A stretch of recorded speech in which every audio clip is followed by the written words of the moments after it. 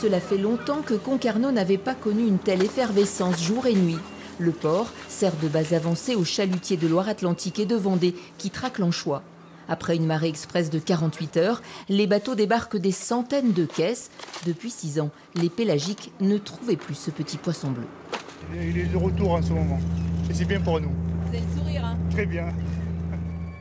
900 tonnes ont été pêchées en 6 semaines, un tiers des quotas, par les 12 chalutiers pélagiques de la Turballe qui travaillent par paire, 2 par 2, dans le golfe de Gascogne face aux côtes bretonnes. Le poisson se déplace vite et la flottille suit. Ça fait 2 jours qu'on a été parti, on fait le plein normalement tous les 2 jours. On rentre, on n'est pas d'ici, on est des Sables d'Olonne, donc voilà quoi. Pourquoi Concarneau? Concarneau, c'est plus près par rapport au gasoil quoi. Ça fait moins de frais.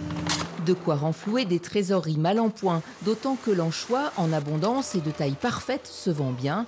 Des poissons adultes au calibre intéressant. Ça, c'est la taille idéale et c'est un poisson, c'est du 30, ça fait des 30 poissons pour 1 kg. Mais les Espagnols, ils raffolent de ça. Pile poil pour rentrer dans les boîtes de conserve, tout part pour les usines espagnoles. Ça fait longtemps qu'on n'a pas vu ces tailles-là avec de tels volumes. Donc il faut se battre pour les acheter ?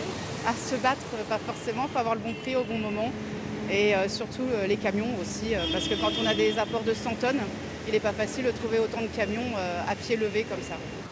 La demande a fait grimper les prix jusqu'à 4 € le kilo avant de retomber un peu.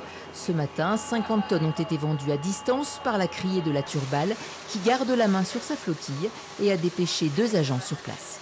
Je suis chargé de les aider à débarquer en fait. Alors, on leur ramène des palettes, on leur prépare de la glace, enfin on fait tout pour que ça soit le plus facile possible pour eux. C'est une grosse logistique ? Ouais, c'est quand même assez conséquent. On fait beaucoup d'heures. La redevance d'équipement des ports de pêche, elle nous revient puisque les bateaux débarquent à Concarneau. Donc on récupère une partie ici. Moi je facture aussi mes services. Je facture la glace ou ce que je peux fournir aussi en Suisse. Au final, c'est plutôt une opération gagnant-gagnant, ouais.